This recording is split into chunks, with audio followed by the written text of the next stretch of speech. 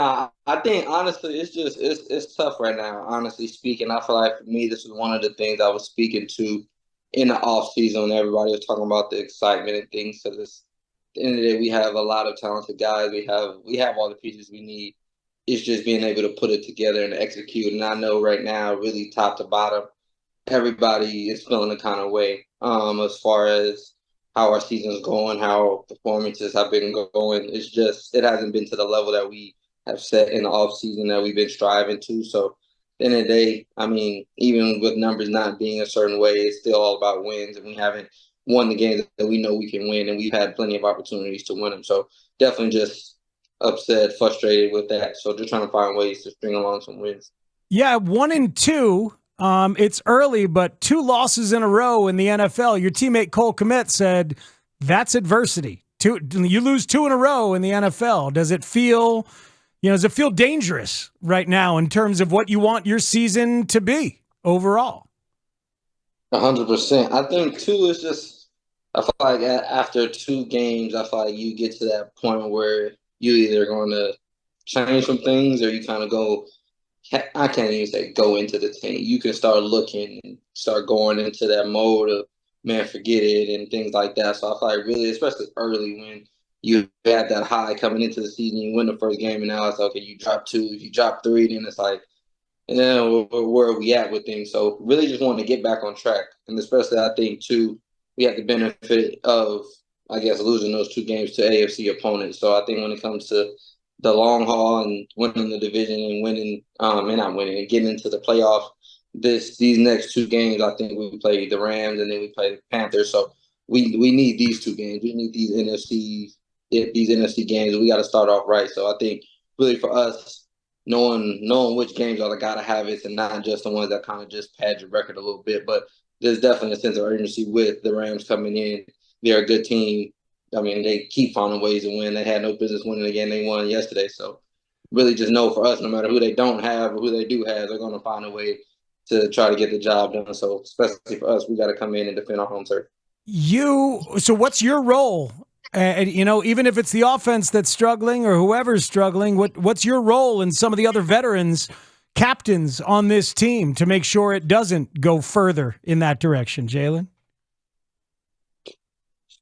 I mean, honestly, I feel like the best we can, I can say the best I can do, best we can do is really just first and foremost play our best ball, and then I feel like really just bring along everybody alongside side of that, whether it's attitude, whether it's com- competitiveness, focus, being locked in. I mean, not going by mistakes. I mean, we've had a few talks this morning, kind of just about how we can do things better, how we can hold people and guys, coaches, whatever it is, accountable to a certain standard. So, I mean, just for us, we're trying to talk about it, we're trying to figure it out, and hopefully it transitions to getting some wins and us playing a lot better. What's that like when players do have to kind of hold their coaches accountable? How do conversations like that go? And what are the things that players want to express to coaches to try and get things better? I mean, as far as what you want to express, that changes team to team, player to player. Kind of depends on what's going on. But of course, I can't get too detailed about our conversations. But I can say, as far as how the conversation goes, I mean, I feel like it's looked at, and it has always been looked at. I feel like it's coaches are like superior to the player, and I feel like oftentimes that's a misconception as far as when it goes into like the NFL and being able to have conversations. Because at the end of the day, we're all hired from by the owners to come in here and to achieve one goal, and that's to win the championship. So it's not just okay. Well, the coaches are saying this, and we just have to shut up and in a sense listen. It's like no, they come up with the plan, and as the guys that have to execute it, we have a certain say so, and there's a certain level of accountability that, of course, they hold us to get the job done that they're asking, and then also for us to hold them accountable to a level, I would say, of planning, of management, as well for us. So I think it's definitely a hand in hand. I mean, eye to eye relationships where hey, this is what I'm thinking, this is what I want. Boom, you guys go out there and set the plan together, and you go out there and execute. So I feel like somebody's not holding their end of a bargain. It's just that accountability, and it's like, hey, coach, I'm done see this like this, or hey, how can we do this better because this isn't working a certain way, or this doesn't work best for me. How can we come together and figure out that plan or figure out that balance? Because I mean, at the end of the day, a lot of guys, a lot of coaches can have egos, a lot of players can have egos, but if you're not winning, you gotta really throw that ego out the door. I feel like it's a little easier to hold on to a little bit of ego or your way of doing things when it works, but I feel like especially now for us not really executing doing things at a certain level, everybody kind of has to humble themselves and have that tough conversation to where it's like, okay, let's adjust a few things or let's come together where we can see eye to eye so we can go out here and win, because that's why everybody was brought into the building. We always get real talk with Jaylon Johnson on Bears Mondays after games. This is the Spiegel and Holmes Show on The Score. We're not used to seeing you get beat, Jaylon. What happened on that Alec Pierce play, man? I couldn't wait to bring that up. It hurts my heart when people say, "Oh, you got beat," because I didn't. Like, you can see him, okay, he got beat, but I didn't get beat. I beat my damn self because, one, I think two, like with kind of like watching film, feeling certain releases, you kind of think too much during the process. So it's like lining up, okay, 3rd and 9. I'm thinking, okay, if he gives me an inside release, he's going to try to run either 1 or 2 routes. So he released inside, I cut it off. So in my head, I'm still thinking of those 1 or 2 routes. So at the top of the route, I kind of settled my feet a little bit, and he didn't run 1 of those 2 routes. So it's like me kind of thinking too much on it got me some steps behind. I mean, he threw it, and I was just like, man, I got to stop. I got to get out of that at times, and especially in a game like that. And hats off to Alex Pierce, but it's like for me, there's no way he can get in and out of his breaks better than I can. So it's like for me, I shouldn't even been thinking about trying to break before he breaks and be all over the route. At the end of the day, I just got to play and stay in position and react, because I know what I can do with my feet getting in and out of breaks, transitioning, and things like that. So it's definitely a play I gave to them. I couldn't say I got beat, but I mean, hopefully when that time comes where I got beat, I will just openly say I got beat. But that wasn't one of those. That wasn't one of those plays. All right, noted. So Jaylon beat himself. It wasn't Alec Pierce that did it. I get it. So is that one of those moments where you're thinking about being aggressive and maybe trying to make a turnover worthy play? Is it that kind of thing? I can't even say turnover, because I mean you can't control if the ball comes and things like that. But definitely trying to be ahead of it too much. I would say, like, when you watching and you're kind of in a rhythm or you're seeing certain things, you kind of start thinking about that versus just playing and going and then reacting with, I guess, your film studying certain things on your mind, but also being led by your reactions and not kind of just being led by seeing certain things and just thinking and knowing, I guess, that that's going to happen. But I mean, at the end of the day, it's about numbers. It's about taking chances. And on that one, I took a chance on trying to break before he broke and things like that, and the numbers didn't fall in my hand. So just got to get back to just reacting. And after that, I mean, there wasn't any airspace. There wasn't any airspace, and of course, you come up with an interception as well. So how good does that feel to know that, oh, you know what? There's a play where I wasn't my best and they took advantage, and then you're able to take advantage of them not being at their best. Yeah, we definitely got even. Well, I don't think we got even, actually, because, I mean, I got a turnover and they didn't score. So shout out to Tremaine and Jack to getting the tip and bailing me out for sure. But I think, too, just honestly just felt good to get the ball. 'Cause, I mean, ultimately, you're going to get beat as a corner for whatever reason it is. But, I mean, it's just really about responding, coming back. And fortunate enough, he threw the ball way over Michael Pittman's head. So I was able to fall off my route and then fortunate enough to get an interception. Talking to Jaylon Johnson here on 670 The Score. Jaylon, C.J. Stroud was mic'd up this past Sunday night.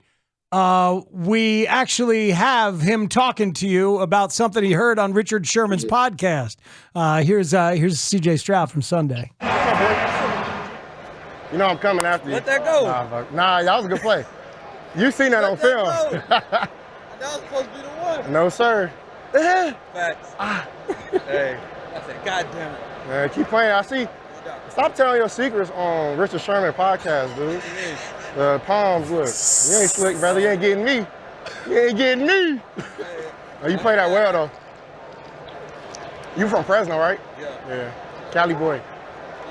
Yes, sir. You too, brother. See, that's awesome for us to hear the chattiness and the comfort, but he's a big fan of you as a podcast guest. Any sense of caution moving forward as a talker in terms of giving up secrets to quarterbacks?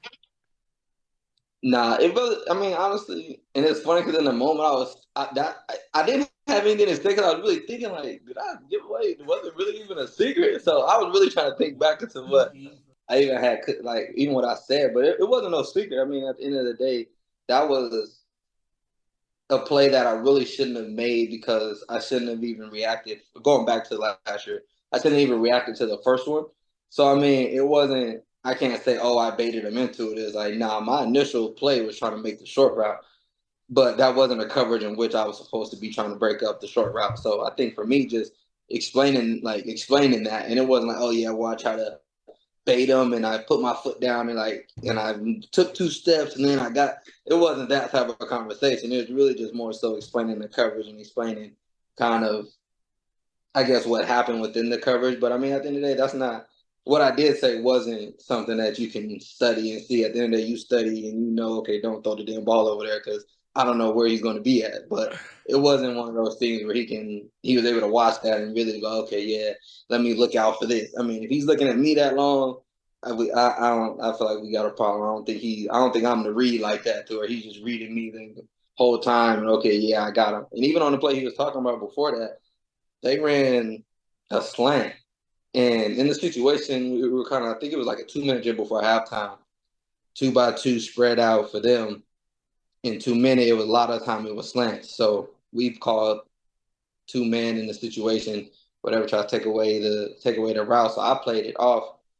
And then he seen me take it away, so he pumped it.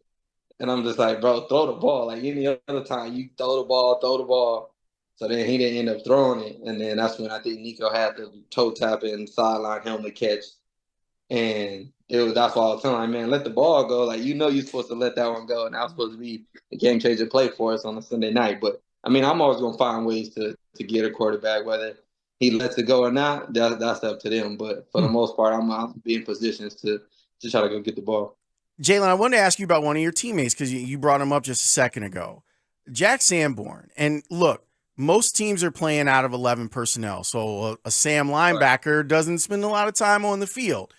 In the games that Jack Sanborn has found himself out there, he hasn't played a ton of snaps, but the snaps that he's played, he's made plays.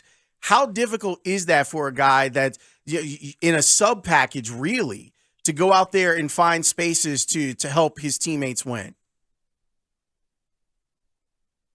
Difficult, like mentally? Yeah, mentally and physically to be ready to go in some of those situations.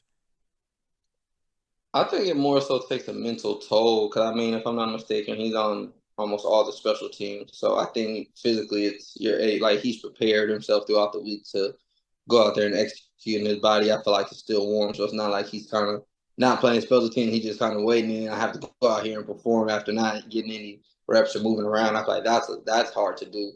But I think more so mentally, just trying to stay locked in throughout the week, watch the film, and it's like, I don't know how many plays I'm really going to get, which plays I'm going to get. So I think just being a professional, just staying locked into the game, staying locked into the process of preparation. And two, at the end of the day, God forbid, Tremaine or CJ goes down, I mean, he's the next guy up. So there's definitely that as well of being prepared, being able to have my body ready to go because you never know when you have to go in for a substantial amount of time or if it's just come in for a goal line, come in just for a third or short. I mean, you never really know where the game will take you. So I think you just always have to be prepared mentally for that. And then I feel like he does a heck of a job being prepared physically. So I think really just being locked in.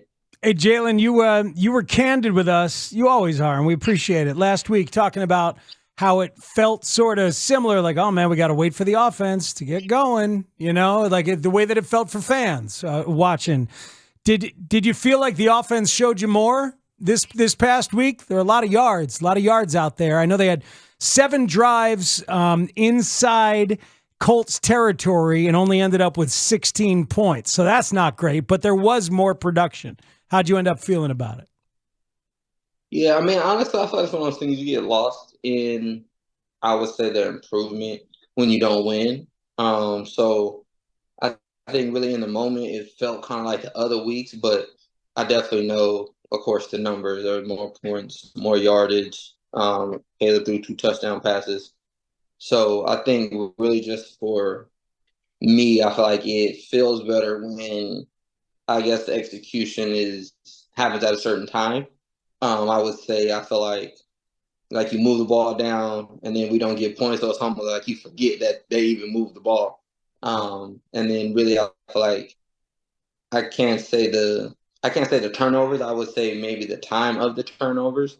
I think it kind of hurt us as a defense. I mean, first half turnovers don't hurt nearly as much as second half turnovers. So I think really just more so the timely execution thing when we get the ball back and then we're wanting points and we need points and then the points don't happen and it's like you kind of get disappointed. I think it's more so just timely. Just I mean a lot of defenses don't just naturally do good in the second half. I feel or in the first half. I feel like you get better as the game goes on. You start kind of adjusting, and then in the second half, you kind of get those third down stops, those 2-minute stops, and then that's when it's like, oh, defense played a heck of a game. They could have gave up 300 damn yards, but when you get those timely stops, then it seems like, okay, the defense came through. So kind of just vice versa. I think it's more so just about the time in which you execute, and I think for us, even last week, giving the ball back, having that opportunity in a 2-minute. I mean, nobody would have cared or thought about how I guess bad or how not productive they were in that game. If they go down there in that 2-minute, we win the game in Houston on Sunday Night Football. None of that kind of really matters. It's like, no, we won. They scored when they were supposed to. So I think it's really just about getting the time to execution. But at the end of the day, they did improve. The numbers were better. I think for us overall, we all just want to win. Jaylon, as always, we appreciate you. Thank you so much. I'm looking forward to this. We will talk to you next week.